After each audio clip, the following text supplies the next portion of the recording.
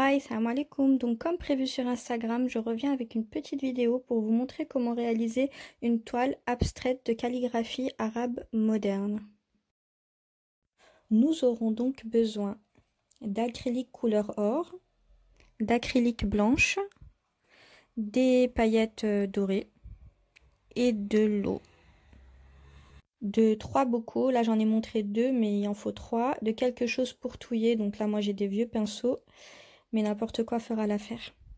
Vous allez donc prendre la peinture or que vous allez mettre dans un bocal, rajouter un peu d'eau et vous allez touiller énergiquement. Et quand la peinture est vraiment bien incorporée, mélangée, vous allez la transvaser dans un autre bocal en essayant de transvaser vraiment le liquide, que les grumeaux restent au fond du premier bocal. Là on voit un petit peu.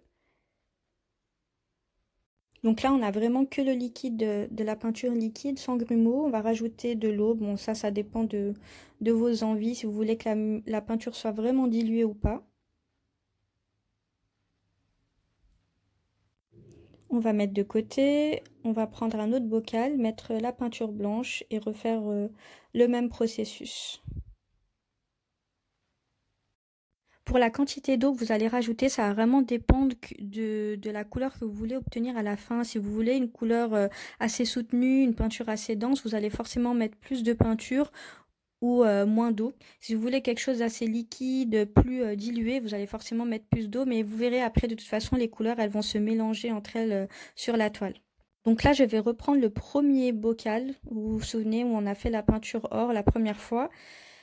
Donc je vais rajouter de la peinture or. Il y a déjà les grumeaux, la base du premier mélange qu'on n'avait pas récupéré. Vous allez donc rajouter de la peinture, de l'eau et là du coup on va laisser comme ça. Vous aurez une peinture avec des petits grumeaux dedans. Donc là vous avez la peinture or liquide diluée, la peinture blanche liquide, les paillettes et l'or dilué mais avec des grumeaux. On va donc préparer notre plan de travail. J'ai pris une petite toile pour vous montrer parce que c'est plus facile pour la caméra pour filmer. Vous aurez aussi besoin, oui, d'un sèche-cheveux. Très très important, un sèche-cheveux. Donc voilà, on va commencer à étaler les couleurs. Là, c'est vraiment selon vos envies. C'est très important de créer des contrastes, de mettre vraiment des lignes ou enfin comme vous voulez, mais de vraiment alterner le blanc ou les couleurs claires si vous utilisez d'autres couleurs, mais voilà, avec les couleurs un peu plus foncées. Donc là je vais mettre un peu de coup de sèche-cheveux sur les côtés pour essayer d'un peu diluer les peintures entre elles et créer un effet brumeux, un peu pastel, je sais pas trop comment expliquer, mais un effet vraiment dilué, mélangé, doux, vous voyez, qui n'est pas des traits nets. Vraiment, la première étape, c'est vraiment de bien mélanger les couleurs et au fur et à mesure que vous allez faire passer avec le sèche-cheveux, vous allez remettre des couleurs, remettre des couches, elles vont s'imprégner à la toile au fur et à mesure, mais de manière très légère, très pastel.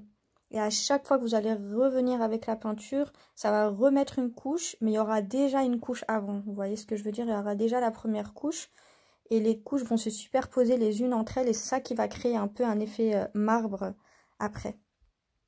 Donc voilà, il faut attendre entre chaque étape, pas forcément très longtemps, mais quelques secondes que la peinture au moins adhère un peu à la toile et parfois il faudra attendre plus longtemps. Ça va dépendre vraiment de ce que vous voulez obtenir à la fin. Là par exemple la toile j'aurais pu l'arrêter là, mais moi personnellement je veux vraiment un effet marbre. Donc je vais continuer, je vais faire là, vous voyez j'ai fait des lignes un peu plus fines pour que au fur et à mesure en fait le côté marbre se crée. Surtout préparez bien votre table.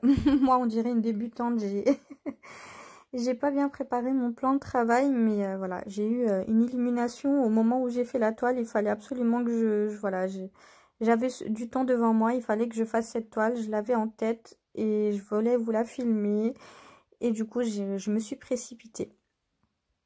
Donc voilà, j'ai laissé la toile sécher environ 2 heures. Vraiment, ça va dépendre de la température de la pièce, mais moi je l'ai laissé 2 heures. Et là, en fait, la peinture n'avait pas complètement séché. Donc là, je prends le sèche-cheveux et je passe partout et ça recrée des lignes, vous voyez, ça forme d'autres lignes. Donc voilà, j'ai laissé toute la nuit comme ça et au matin, c'était bien sec. J'ai quand même voulu passer le sèche-cheveux au cas où parce que c'est surtout par rapport aux paillettes. Les paillettes vont pas forcément s'imprégner à la toile, vous voyez, il y en a toujours quelques-unes qui vont rester au-dessus. Pour le coup, j'ai utilisé un feutre Posca à pointe biseautée. J'aime beaucoup les Posca, je les utilise vraiment depuis... en travail depuis 10 ans, mais sinon depuis mes études, j'ai toujours utilisé ça. Et là, en fait, je vais commencer à créer ma calligraphie. En l'occurrence, le mot amour en arabe, hub. Ceux qui me suivent auront l'habitude de le voir sur ma page.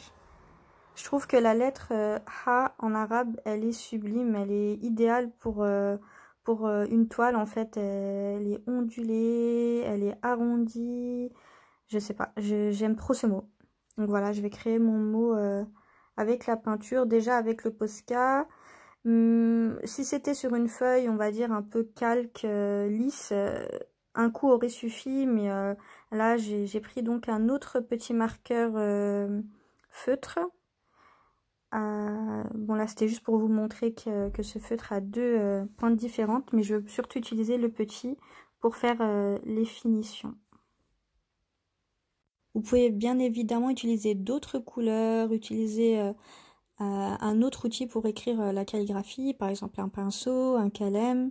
Je vais finaliser avec du vernis brillant pour donner un peu de lumière et fixer surtout l'écriture, la calligraphie à la toile et la peinture.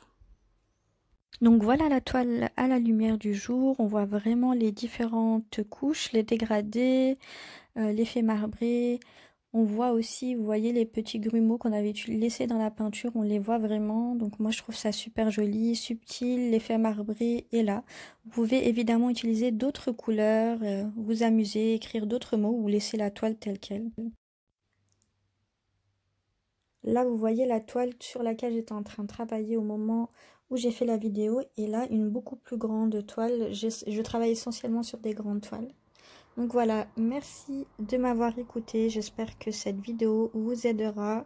N'hésitez pas à vous amuser, à changer de couleur, à vraiment utiliser d'autres produits, des feuilles d'or, peu importe, mais vraiment amusez-vous.